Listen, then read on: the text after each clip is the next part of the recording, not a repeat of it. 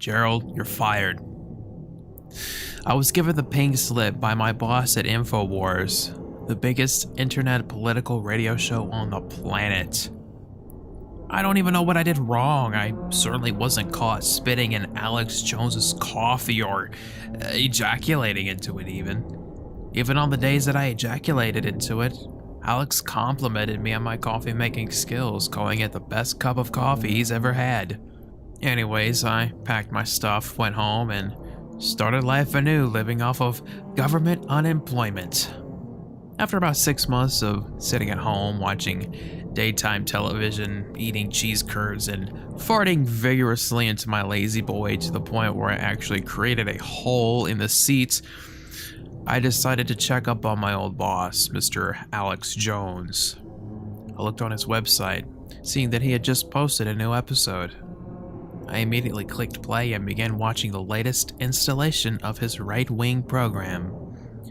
Alex showed up, smiling big and wide. Those glistening teeth and shiny, balding head is enough to put warmth into any viewer's heart. He sat down at his desk, his cheeky smile quickly turning into a frown. "Everyone on the internet says I have a tiny penis," Alex remarked. Strange way to start a show, but whatever. "My wife says I'm the biggest she's ever had, so get over it, you slimy lizard people." He spat all over his microphone, pop filter, and vintage Reagan Bush 84 poster. He got out a napkin and dabbed his already sweaty head. "These lizard people, they're everywhere, and if we don't do something about it, they're gonna come into our homes, fuck our wives' tight pussies, and turn our Christian children gay." Whoa, I don't think I've ever heard Mr. Jones drop the F-bomb on his show. Maybe this was an editing mistake. Alex began to blubber incoherently about Hillary Clinton while spastically waving his hands. "Hillary Clinton? More like Hillary Clit!" His face became red. "Hillary Clit! More like Hillary shit!" He began banging on his desk. "Barack Obama! More like Barack Osama bin Laden!" He began a 15-minute speech about how Obama was bin Laden in disguise. He held up pictures of both Obama and bin Laden, pointing out their similar facial features, circling them with a Santa Claus pin like the one your aunt gives you for Christmas when she doesn't know what else to buy you and probably doesn't love you. Jones put both pictures on his desk facing up, stood on his desk, unzipped his pants, and pissed all over the pictures while shouting, "Nazi commie scum alien pieces of shit!" You could see his penis, and all I'm going to say is his wife has to be lying about him being the biggest she's had. Jones pulled his trousers down and took a large shit on the pictures and lit them on fire, throwing pictures of Hillary Clinton and a gay pride flag into the pile. He sat back down in his chair and continued the show while his desk caught fire. "You smell that?" Jones inquired. "It's the smell of patriotism and straight pride." Jones took a sip of his coffee that was seated on his now half-collapsed desk. His face had a look of disappointment as he drank his cup of joe. "Not like how it used to be made." He shattered his cup and gave it the middle finger. The rest of his burning desk had collapsed completely at this point, and he grabbed his microphone just as it happened, sitting it in his lap. I could see a blow-up Trump doll in a dark corner of the studio. The camera zooms deep into Alex's face as he began to grind his teeth intensely and a vein becomes visible on his head. He quickly regains composure and continued with the show. "Remember, folks, whenever a celebrity dies, it's because they've spoken out against liberal Hollywood and they don't like it, so they poison their food and drinks or hire someone to assassinate them." His brow furrowed. "Don't listen to the mainstream media," he shouted. "They want to spoon-feed you LGBT propaganda and turn you into one of them." He gets tired of holding his microphone, so he gets out of his chair, stacks up some of the remains of his desk, and balances the mic on them, then sits on the floor in front of the microphone, Indian style. Alex rubs his profusely sweaty head, tired from all the chaos he's caused. He says, We have a special guest. Please welcome the 40th President of the United States, back from the dead. Here is Ronald Reagan. Two studio crew members slowly applaud in the background as a decaying human body that appears to be the reanimated remains of the former president limps onto the set, collapsing before he makes it into the guest seat. A crew worker runs onto the set, dragging the zombified Reagan into the guest chair and sits him upright. Alex smiles and greets Reagan, stating that it's nice to have him on the show as his first appearance, quote-unquote, after being revived. Reagan responds in a raspy voice. My pleasure, Alex. Mr. Jones rubs his sweaty forehead once more. Now that you're back from the dead, your dementia seemingly cured, what are you going to do next? What are your plans as the first rebirthed U.S. president? Zombie Reagan replies, Well, I would like to run for office once again, but they still count my 2 past terms even after death. Reagan and Alex both share a laugh, and Reagan's left eye rolls out of its socket and into his lap. Reagan continues, The least I can do now is publicly announce my endorsement for President Trump and the admirable work he's doing for our wonderful country. While speaking, Reagan is reaching in his lap for his fallen eye. His decaying index finger snaps as he grips the eyeball, the broken digit dangling by what's left of his rotting flesh. Alex offers to get his eye for him. Reagan responds with, No, I'll just leave it here for now. Jones asks Reagan what else he's doing these days. Reagan responds, Well, the United States government is continuing to fund the revivals of past presidents. Last I heard, they were pretty close to finishing up on the revival of President Lincoln. They have his brain reconstructed finally and will start the revival process soon. Alex asks, Is there anything they can do about the rotten flesh? Ronald starts looking a bit distracted. I could see it in his rotting half-skeleton face that something was off. And it was the moment that Jones said flesh that Reagan began not feeling well. Pardon me, Alex, Reagan spoke. I'm just a little hungry. It didn't take longer than 20 seconds for him to turn into a classic zombie. Jones got up and ran around the studio. Reagan started up a chant. Brains, flesh, brains, flesh.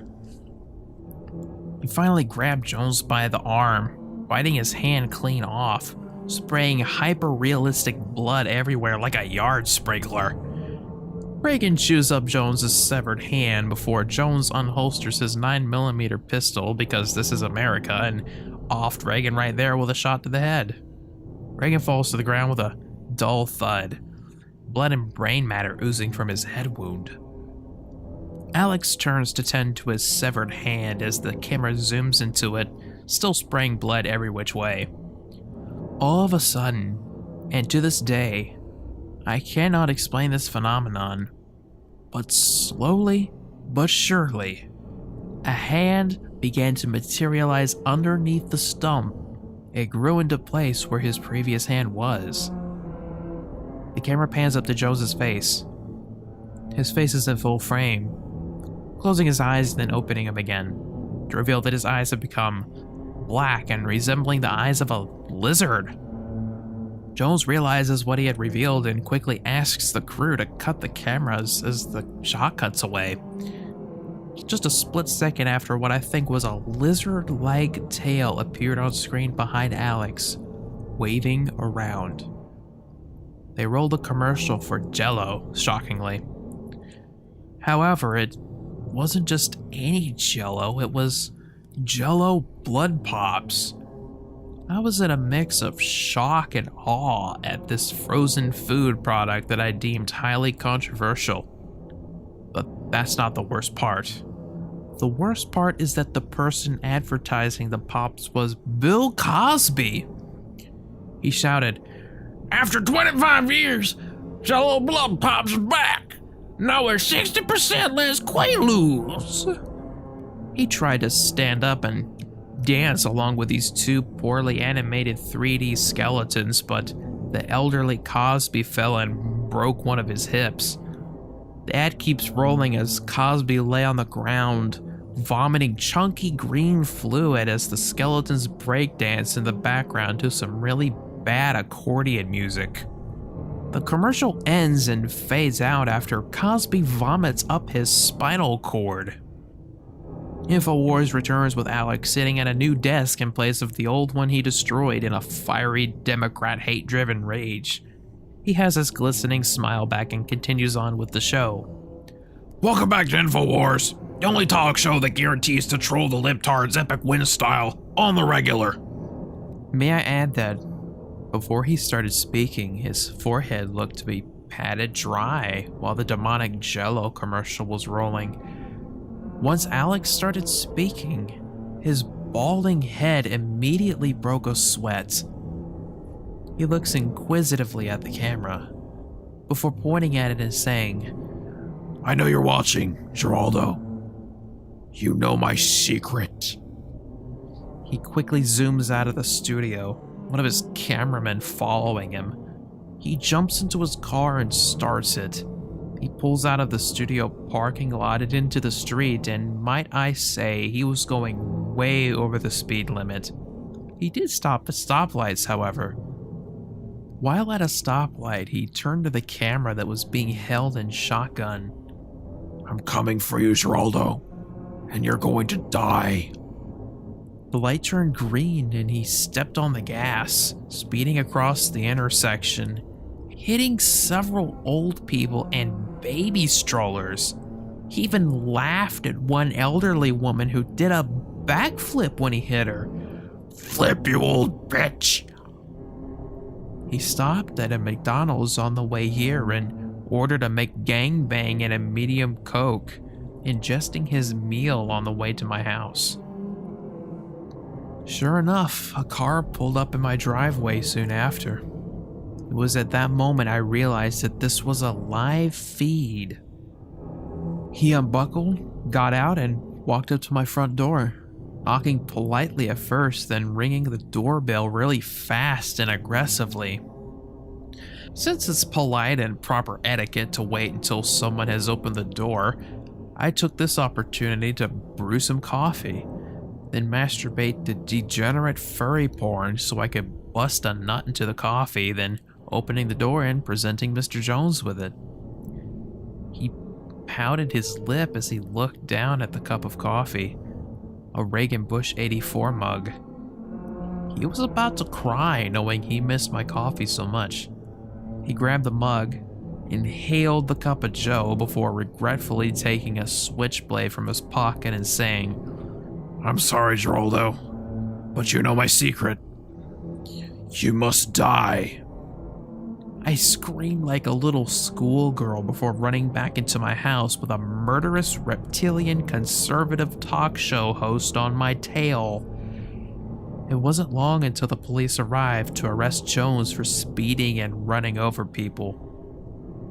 He pulled out his pistol and fired one quick shot at my head before the police burst through the door and cuffed him.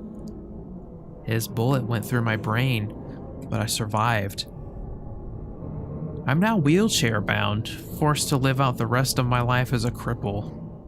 I still have nightmares of Alex Jones, his reptilian form coming into my house while I'm in my wheelchair, still unable to move. He puts on a VHS tape of Veggie Tales while pointing at me in my wheelchair and cackling like a madman, insinuating that I'm a vegetable. At least now I have a restraining order against that fucker. I guess I'll watch some Fox News and get over this whole mess.